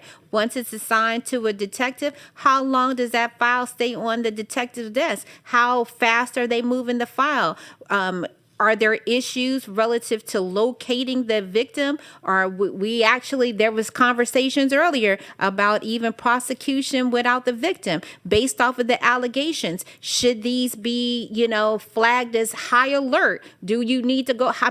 Children are required by law to be educated. Or what ages are they? Are they in school? Are you going out to the schools? Have you checked with other family members, next of kin? What's being done? Did they just disappear? If there are allegations of abuse already, are they dead somewhere and buried in a backyard if you can't find them? Where are they? Where are these children? No, and I agree with everything, and that's why like I said, we'll have to see what it is, this tool that they're talking about, because I still have a disconnect from there, because if you get any type of, whoever it is that screens the initial call of any allegation that a child, and not even a child, any human is being abused, then it has to go through one person, then it goes through the Fusion Center. The Fusion Center is based out of Baton Rouge. Mm-hmm. Then they have to go and screen it to state police, where you said there's 3 in the whole, 3 or 4 spread out throughout the entire state. Why would we even go through any of that versus from the initial call, wherever it came in at, what is the location that this is occurring, and then you get in touch directly with that local agency? Because that's, you're talking about, yes, we can talk about EBR, we can talk about, you're with EBRSO, correct? No, ma'am, I'm with the Louisiana Sheriff's Association. The Sheriff's Association, okay. Right, so, the Sheriff's Association, the sheriffs in the state do a great job with the resources that they have and with the officers that they have. The chiefs of police do a great job with the resources that they have and the people that they have. I'm not trying to bash any law enforcement or anything like that. The reality of the situation is that you can't send a call from DCFS to every single local law enforcement. It's super easy. I can tell you from personal experience. So for the past 8 years in the Attorney General's office, I have maintained a spreadsheet of every sheriff, not sheriff's deputy or sheriff's office, but every sheriff in the state with emails and cell phone numbers. And it hasn't been that big of a deal. It's been pretty easy. There's 64 of them. There's over 300 chiefs of police in the state of Louisiana. At any given time, there's a new chief of police. There's a police department in this state that doesn't have a chief at all. Some are appointed, some are elected. I just sent out an email to every police department in the state, and I got one that sent me an email back and said, oh, we disbanded our police department. We contract with the sheriff's department now. How is DCFS or whoever is doing that initial intake going to maintain with everything else that they have? How are they going to maintain the contact with all of those individual people? It has to go through somewhere. It has to go through some kind of additional law enforcement screening practice, which is why it goes through the Fusion Center, through the state police, and then trickles down to the sheriff's department or the police department.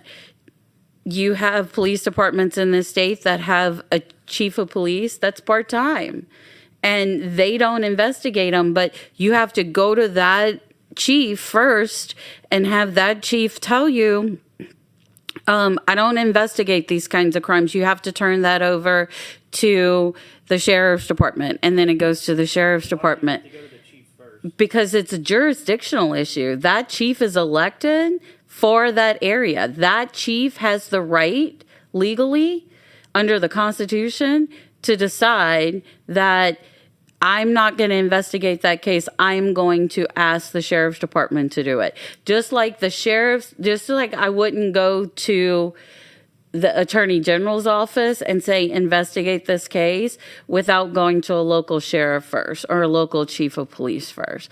That's the way our constitution in the state is set up. The elected or appointed chief of police has jurisdiction over all the crimes in their area. But you do, I mean, I'm not trying to sound like off at all, but the sheriff is the highest ranking official that trumps everybody when it comes to investigating crimes in that parish. Not within the jurisdiction of a chief. Okay. I mean, we can agree to disagree on that, but yes, we have jurisdiction over the entire parish, and we take that, we could take stuff from state police if we wanted to. The sheriff could. But back on what you said as far as when it comes to contacting who you need to contact, to me, it is no different than me being here in Baton Rouge. I don't live in Baton Rouge, right? But if something happens to me, I need to call someone, and because a crime just happened to me, then I would call Baton Rouge Parish Sheriff's Office or BRPD, whoever it is that I call, their direct dispatch, and say, this is the problem, I need an officer. It would be the same. That's how it works whenever we get cases from DCFS. They would call someone with either our dispatch and say, hey, we just got this critical case. We need officers en route to here. Do you know that when you call dispatch, an officer is not always dispatched in the state of Louisiana? Why would they not be? Not if it's something that it's mandatory to respond to. I mean, why would they not be dispatched? You're telling me that if you could give me a case to where somebody called any dispatch in the state of Louisiana and said, we have a child that's either being harmed or trafficked or of any case like that, I would love to know, because we will take care of that situation immediately. If they refuse to respond and send an officer, It's not that they're refusing to respond, and I can't give you a case in a juvenile, but I could give you probably 25 cases in an adult crime where they said, we'll get back in touch with you when we can. We need to get together after this, because we can take care of that, I promise. Meanwhile, Chief Johnson. So, at our last meeting, we had the state police here that investigate the cases that come through the Child Advocacy Center. They said at that meeting that they didn't have enough investigators. And I think that could be one of the issues that could be setting off that alarm with you, Judge. They did say they only had 3 or 4. They don't have enough investigators, and they weren't able to hire fast enough. So I think maybe trying to find some funding to hire more investigators to work these types of cases can help with moving these cases along a little faster. If the process is not going to change, having 3 or 4 investigators is not enough. It's really not. We have the investigators. It was, no, No, I'm they saying, didn't. like, we have the investigators at the local level. It's like if we were to say we were in Calcasieu or Beauregard, Cameron, anywhere in the north, if we were to go and make an arrest or find somebody that is a suspected human trafficker, we're not calling the state police and saying, hey, can y'all get somebody over here because we need to hand y'all this case. We investigate it. It's kind of like the same ones with that you had looked up on the docket. Were those investigated by state police, or were they investigated by East Baton Rouge Parish Sheriff's Office, or, I didn't pull each one of the respective files, but a lot of them, for ones that I have gone through, they were local law enforcement. They were not even state police. And I've actually also seen where you have issues when with strained resources. I mean, and sometimes that happens. That's a reality of the matter. But do we want to do a disservice to the general public as a result of lack of funding or strained resources. No, we do not. I mean, where you have, if you've identified the problem, next thing we need to do is move towards a solution. If there are sheriffs, in every respective parish, why not reach out to local law enforcement, to the sheriff's, the actual sheriff, or to the chief of police, and say, well, okay, why don't we have a joint task force where we combine efforts for investigative purposes because there is a crime that is alleged to have occurred in your parish and or in your city. If there are strained resources, you don't just sit on your hands and allow people to be continuously victimized and or traumatized because there is a lack of funding.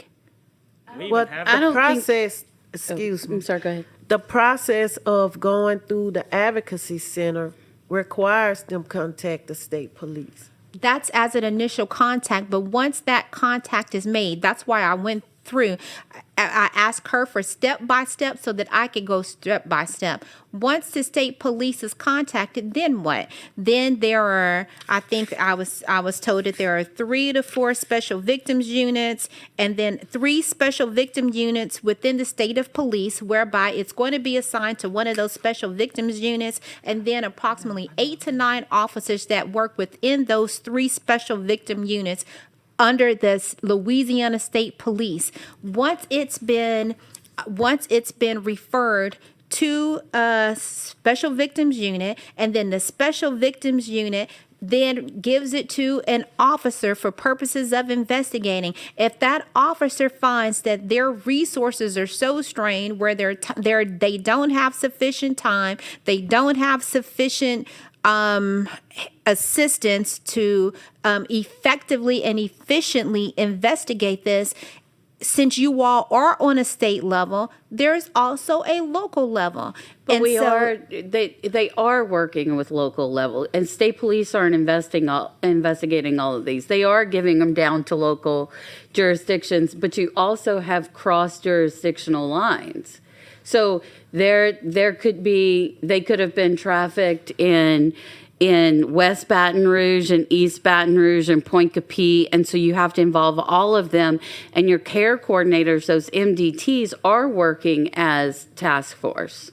Okay, so if even in those instances where you have multi-jurisdictions, at the end of the day, if you're going to go down to a local level and contact the sheriff's departments for purposes of investigating, do they not come together? If East Baton Rouge Parish, if they find, let's just say hypothetically, just to use our local parish as an example, if East Baton Rouge Parish Sheriff's Office, if they come up with sufficient evidence for purposes of making an arrest or substantiating the allegations, do you wait on the other parishes to make a determination, or do you move forward then? Move forward. Exactly. I hate to do this. We've got to have the room cleared before 1 o'clock. We Okay. actually have another task force meeting. I mean, I love the conversation. I love the intensity of it, but this is where we are, so we're really jammed up. And I want to make sure everybody has a split second to make closing remarks. If anybody on the commission wants to, on the task force wants to add anything to what's been said. Ms. Hodem? I just had a thought. It seems like we're all on the same page of trying to figure out the process, that everybody's following. Could we request from y'all, maybe if you have it readily available, the CAC and the DCFS intake forms so that we can see them and see the questions, the boxes that are being checked? You'd share that with the task. And then I know y'all are working on your 189 or 202, whatever the number is. Y'all are tracking that. Would it be prudent to go back a year or 6 months or whatever time frame we pick and go to the Fusion Center and say, hey, how many of these cases came through you and where did they go? Did you send them to your state guys? Did you send them to whoever sheriff's office? And then we could track those and see if there is a real disconnect. I doubt that anybody's really dropping a ball anywhere, but is there something that we can see that maybe we could suggest a better way to handle it or a better way to pass it off to the next person and kind of speed some of that up and get in touch with that? Maybe we could track, if we get that information of what really happened over the last 6 months or 12 months, would that help us move forward with a way to track all the rest of the arrests? just right now, it seems like we're looking at a whole lot of information and we can't figure out how to, Right. to simplify it and move forward. But maybe if we look at what we have, it might help us at least get started. Yeah, I think it's all going to come together to help us get where we want to go but the state police does have a trafficking division, and I think part of that was Maybe to we go could through tap that into that traffic. information, Right. yeah. I can make the commitment, Senator, to, we will get you all the questionnaire, the screening form. We'll get that to the committee and they can send it out to everyone.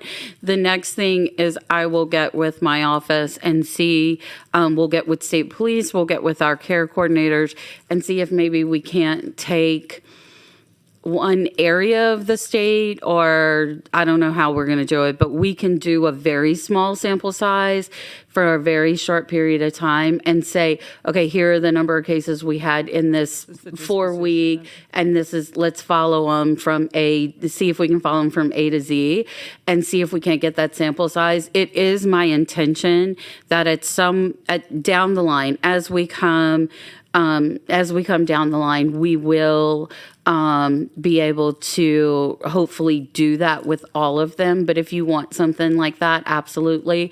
And I think too, the next meeting we have, if we're going to have another meeting, we're not supposed to be having another meeting, is maybe have, I know that DCFS would love to be here too, because I just got a text from them saying that they would love to be here to answer questions. Appreciate that. Ms. Atkins, do you have a? Yes, and I think what was discussed here today, I think we can all agree that just coming together as, different jurisdictions and across the board, different agencies, just making sure that we're doing the best that we can, of course, for our victims, and making sure that best practices are put in place going forward. And again, another standardized system of tracking and the way that we're gathering this information in order to get the correct answer and the result. I think we've learned where the questions are. Yes. Yeah, thank you. Thank you. Thank you. Judge Roberts?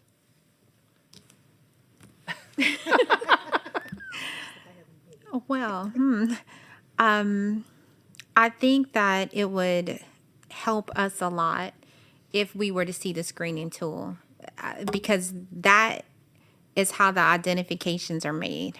As far as the classifications are concerned, I would like to know the questions that are being asked whereby a determination has been made that it should be categorized as human trafficking. I would like to know what they're asking. Right.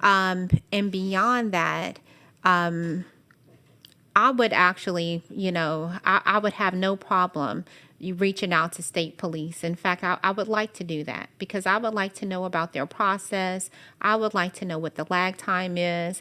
I want to know how many people they actually have working, what regions they are in the state, how many calls they have coming into the fusion center, what is their response time, what's being done. I mean, timelines, because in order, if we are tasked with the mission of combating a crime that is plaguing our state, we need to know what we're dealing with. Right, and actually, Captain Stelly couldn't make it today, but I thought we could send him a link to the meeting video and let him see the conversation. So, Okay, that would be great. yeah, thank you, thank you.